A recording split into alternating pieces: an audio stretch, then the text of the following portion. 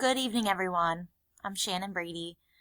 This is my older adult oral video presentation. I do want to start off by saying it was interesting finding someone to interview. I went through several people. First person I really wanted to interview told me no. She told me that I knew her well enough. And then I moved on to an uncle who I was all set to do, and he, at the last minute, suggested I do a different uncle. And I think though in the end, as things usually tend to, everything worked out for the best, and you'll see why.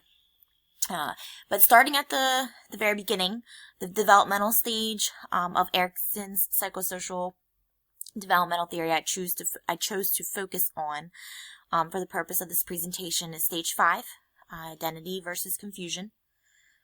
This stage begins around the teenage years, according to Erikson. And it's where fidelity is developed. The best definition I could give for fidelity would be your commitments. Your commitments could be to your community, your family, your religion. Fidelity can mean a lot of different things to a lot of different people, but this is where this is formed in this stage. And the individual is striving to meet society's expectations and standards. So, as this stage applies to my Uncle Wayne, he went to high school in 1963 at Wilmington High when he was starting this developmental stage. He was excited to have this memory. It was evidenced in the joy on his face. He said that he was happy there was no more nuns. He went to Catholic school up until this age and stage, and I think he was, the freedom that he was going to get at a public school was gratifying to him.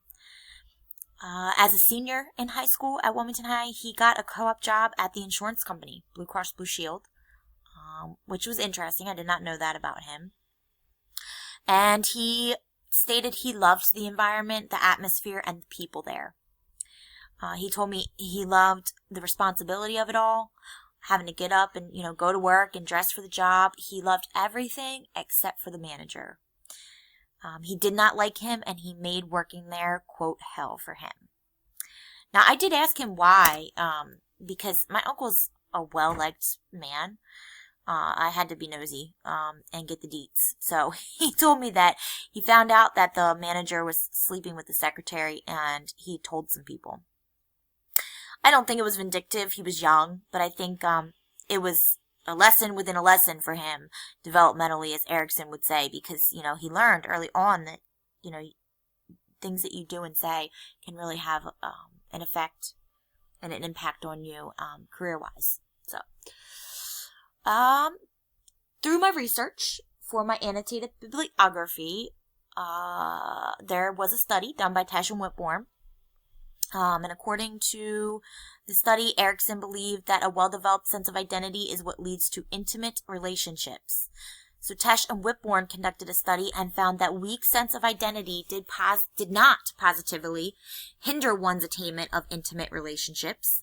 In fact, the study found that men and women scoring low in the area of personal identity were still involved in relationships, although these relationships tended to lack a genuine connection. So I found this study interesting because I could apply it to a lot of acquaintances and people, friendships that I know of people that are in relationships. And there's just some shallow relationships out there without naming any names or going into too much detail, and where this would seem to fit. I think sometimes people, when you don't know yourself, it's hard to really get to know someone else and really form a connection with someone else if you don't have a connection with yourself first. However, it doesn't mean that you wouldn't be in a relationship. It would just mean that genuine connection within that relationship may not exactly be there. So back to my Uncle Wayne. In this developmental stage, when he was working for Blue Cross Blue Shield, he stated that he tried to do everything perfect for that manager, but eventually he went to work for the bank. He did not want to leave there, but he had to make the tough choice to leave. And he went to the bank, and he loved it there. He went to Wilmington Trust. He worked there 26 years, and he retired from there. He actually retired recently. He took the early retirement when they got bought out by M&T Bank, and he he loved it there. I know that for a fact because I've met some people, friends that he had made, at the bank, and it was just, I could tell that, he really got a positive experience out of moving on to go to Wilmington Trust. So back to my research. According to research by Munley, individuals with a higher functioning sense of self would score higher on a scale of satisfaction within their chosen careers. So this leads us into, my Uncle Wayne and his career choices. Also hypothesized was that individuals at higher levels in their career were likely to have a better developed sense of self. The study found both hypotheses acceptable. It's according to Munley, 1977. And I would agree with this as it applies to my Uncle Wayne in his developmental stage where he was at when he moved to the bank. He was beginning to resolve his identity crises at this time, and that's the time when he chose to move on. So he was gaining a higher sense of self and making those choices that were gonna in the end provide him satisfaction within his career. At this stage, again, as I stated, he was starting to resolve the psychosocial crisis. Oh, so the psychosocial crisis that I should mention is that he struggles. He struggled for 40 years, he told me, with homosexuality. So going back to the Tesh and the Whitbourne study, he had told me that he was actually with a woman for 8 years and almost got married. But decided at the last minute that it wasn't going to work out. So see, sometimes even though we're struggling psychosocially, doesn't mean that we're not going to be in a relationship. It just means that it may lack a genuine connection. I would venture to say that if he's gay and he was with a woman for 8 years, their relationship lacked of genuine connection. He would tell you that too. So I'm not saying anything about him, talking behind his back. So at this stage, he finally can come out to his family and his friends about his sexuality. I always knew my uncle was gay, but it was because a few family members had told me that. And then certain things I started to kind of pick up on. I mean, he always gave me the exact gift that I wanted, like to a T for Christmas. I mean, he was the best. It's just one of the many things that I love about him. And it never bothered me. Some took it well in our family and some did not. I know that he said that his older brother, whom he actually shared a home with for a long time, looked at him and said, "We don't have people like that in our family," when he told him that he was gay. But I think the most important person that he told was his mother. And they had a really close relationship, and he seems to think that she's passed away now, but he seems to think that she did accept that about him. And so I think, honestly, if anything could have moved him out of this psychosocial crisis, it was that. Knowing that. He knows that he's not a freak anymore at this stage, and that there are people in the world who struggle with their sexuality also. And, he mentions, references. I think we're really good in America about having, like references within our media. So he mentioned, Modern Families. There's a gay couple on that show and they have adopted, I think, 2 kids at this point. But he said back then they didn't have that, they didn't have a Modern Families, or he didn't have anyone to reference. So, he constantly thought he was a horrible person and that he was weird or crazy, for having these feelings. But he spent some time in Philadelphia, a lot of time actually, exploring the gay club scene, Woody's mainly. I know a lot of you have probably heard of Woody's if you're from greater Philadelphia area. And he said he had the time of his life, and he did. I could tell, just in his, again, experiencing those memories, that he really did have the time of his life, finding himself that way.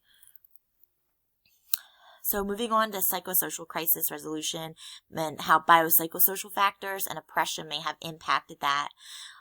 Well, he said as a child he remembers his grandmother making degrading comments to him and to his father about him. He said that when he was a young boy, if he wanted to stay inside and color, for example, instead of go outside to play ball, it was a big deal. He went to Catholic school, where he was taught almost every day being homosexual is a sin, and you're going to burn in hell if you do this. He came from a tough, hard-working Irish Catholic family where culturally men are looked at as being big and strong. And his boss was extremely hard on him at times at Blue Cross Blue Shield, and he seemed to target him.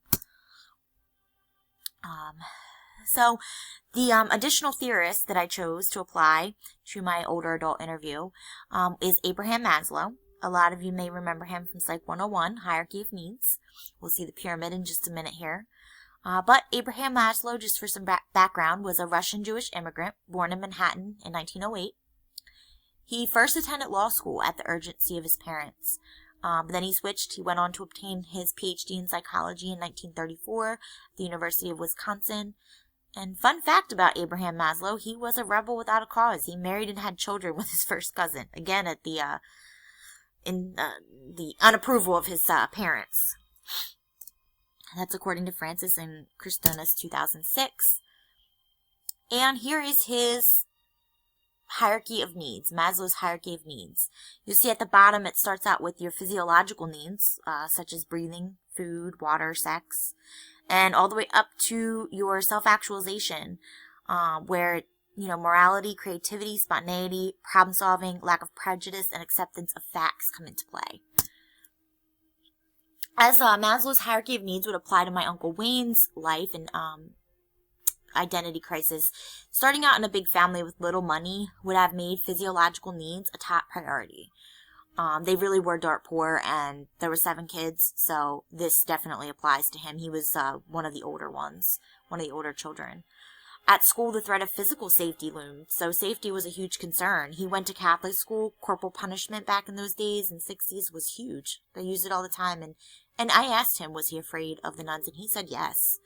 He was definitely afraid. Love and belonging were searched for into later adulthood, again, because safety was a concern, so he couldn't move on to the love and belonging, according to Maslow, without having his safety needs met first. And after befriending and spending time with other people like him, his esteem begins well into middle adulthood. His self-actualization can be detected due to being involved in charitable organizations.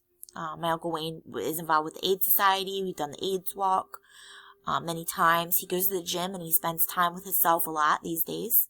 He's a mentor to a young disadvantaged youth. He's done that for 4 years, and he wants to continue through the child's adulthood, and he knows he can be a role model and a positive influence on this child. Limitations of Maslow's hierarchy of needs could be that there's no suggested timeline or ages for the stages of the theory. This is also a critique for Erikson's psychosocial theory as well. And these 3 limitations go together. What exactly defines self-actualization? The theory itself is represented by a pyramid suggesting that one stage must be attained before another can be taken on. But can an individual not attain self-actualization living in impoverished circumstances? And I think as a society we know that we've had some incredible people that have done some incredible things come from some pretty harsh and horrific backgrounds. So that would be my critique there, is that, it is possible to attain self-actualization before your needs are met. I think one just has to be a very resilient individual. These are my references, and I just want to thank everyone for listening to me ramble on with my presentation here. It really was a pleasure getting to do this interview and getting to know my uncle more. This is the first time that my uncle himself has come out to me as homosexual, so it was important for me. I wanted the chance, and I've been wanting the chance for a very long time, actually, to tell my uncle that I love him no matter what, and that I accept him because he's family, and because that's who I am, and because I don't believe that anyone's choices of who they love, there's anything wrong with people loving each other. There's nothing wrong with that. So again, I thank you, and I hope everyone has a great rest of your Sunday evening. Goodbye.